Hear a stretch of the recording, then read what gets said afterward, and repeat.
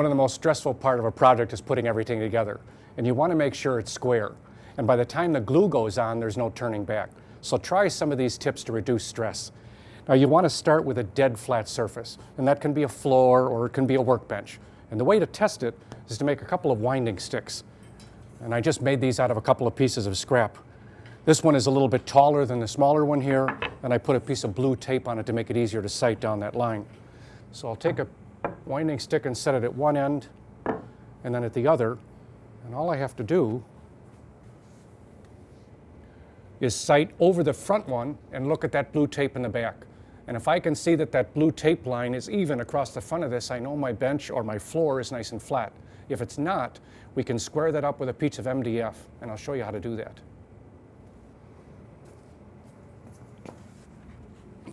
So we'll take a piece of this MDF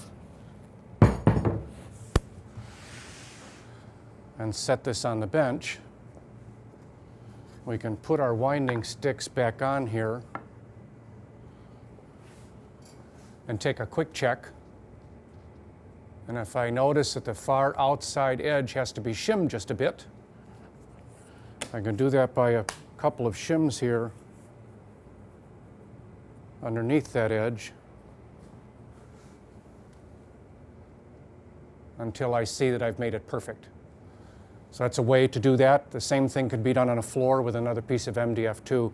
The idea is if you have a dead flat surface, everything that you set on it can then be squared off of that surface. Makes your assembly an awful lot easier. One of the first things I think about when I'm ready to assemble a project is how well I can do it with just two hands. Sometimes it's hard to hold those pieces together while you're putting your glue and screws on. I found it's easier to make a couple of squaring braces. The smaller one here has been laminated, so it'll kind of stand on its own, and you can use it for the smaller assembly projects. And then there's a nice big one here for larger assemblies. These actually work really well. So by using that square on the side, there's no way I'd be able to hold this while I'm putting my glue and clamps on. So by using that square first, I can clamp one leg and then clamp the second one.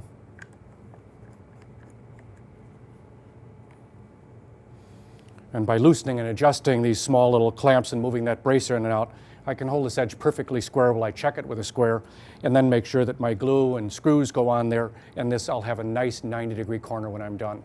And again, a large one will work for much bigger projects. Sometimes these smaller ones, and especially a little bit fatter so that they stand on their own, you'll probably wind up using far more often than anything else in your shop. Once we've got our cabinet set up here and the clamps on it, and this is a dry clamp just to make sure that we've got everything lined up. Measuring diagonals is a way to check square, and it's been around forever.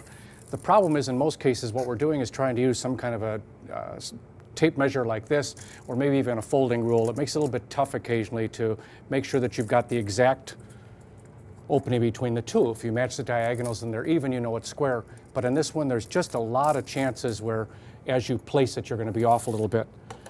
I've made a couple of these diagonal braces. They actually work really well. The little gauges, they're just pointed at each end, and the gist of this is we want to put these up until they touch at both ends, like this, and they go right into the corners, and then put a clamp on them, and use that same adjustment then to check and see whether or not they work on the cross side.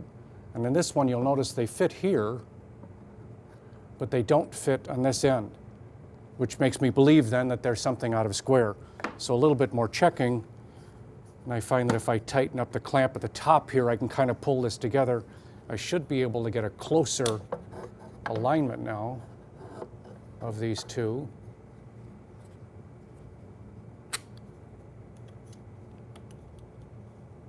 So after I've clamped them, and I know that they fit there,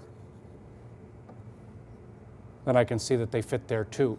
So now that I'm sure that they fit on both sides, I know that this will clamp up correctly. I can put my glue on and do it. I also will check after I put the glue on very quickly before I finalize all my clamping and make sure that the same diagonal measurement is even on both sides, and I know my glue up is going to be perfectly square. Now lastly, as we talk about this setup, and maybe this should have been the first part, is having an organizational little plan ready so that when you're ready to put this together, it'll go together easily and then finish your square up.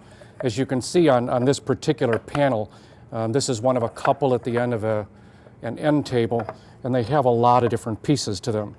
And by doing a quick assembly here, dry assembly, you at least get a feel for the order in which you're going to put something, and then finally how you're going to glue it together. And you'll notice as I put these together, the pieces will fit well, but when you're putting glue on here, things seem to kind of come apart. Most glues have about a 4-minute set time, but and if you look around, you may find that glues have a longer set time. There are some, and a little research may not hurt. But to be honest, I think I would rely less on longer set time and more on good planning. So once you set your pieces up, now that you've seen how I assembled them, I know that I would probably do it exactly the same way. Put my glue in those openings. I was able to put those together in about a minute or so. Put your clamps on and do the diagonal measurement like we showed you before. I think with a good plan, these pieces come together. This part then assembles with another part, which assembles to the two sides and finally the top. Taking those one step at a time will probably help you immensely. So in the squaring up part, I think a good plan is just as important as anything.